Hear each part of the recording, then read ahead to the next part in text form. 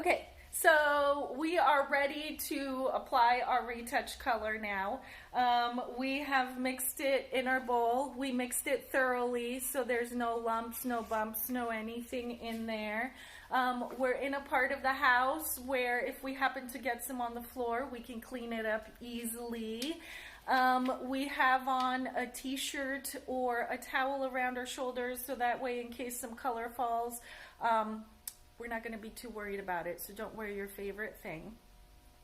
And we're going to begin the application process. Now, when I start with color retouch, I like to outline my quadrants first with my color. So I'll go through there, I'll load a little bit of color onto my color brush. Notice I don't have a ton of color on here because it makes it easier to control and it decreases the chances that I'm going to drip it into my eyes.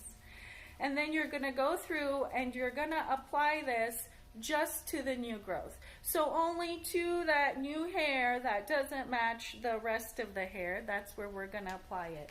If you have a little bit of overlapping, is that okay? Yes, that will be okay. However, ideally, we are trying our best to keep this color on the new growth only.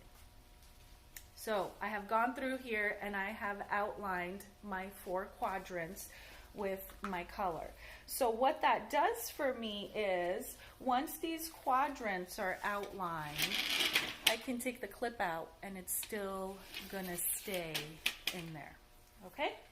So why do we do the quadrants? Just makes it so much easier to manage the hair and everything as you're trying to work on it and you get an even application and saturation. Now you're going to go into your 4 quadrants and you're going to take out some subsections here. Let's see. I want you guys to be able to see this. So you're going to take the back of your brush and you're going to use it to subsection the hair, and we're taking out about a 1/4 inch subsection, and that helps to keep to a 1/2 inch subsection, and that helps to make sure that you're fully saturated.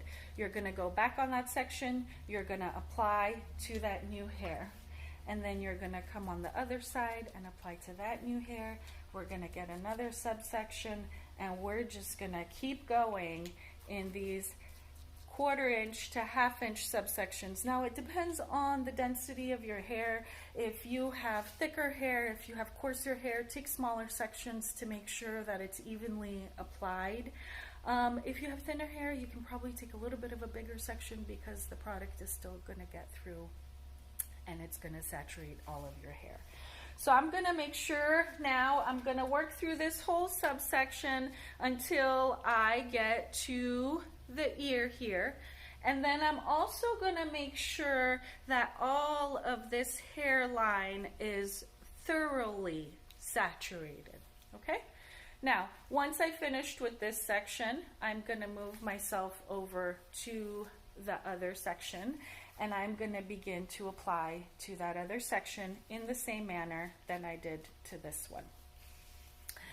Now, for time's sake, I'm not going to make you guys watch me do all of that. Let's just get the head fully saturated, making sure that we're saturating the perimeter of the hair as well. So like in the back, around the nape, around the face, stuff like that. Make sure that that color is nice and thick and applied well.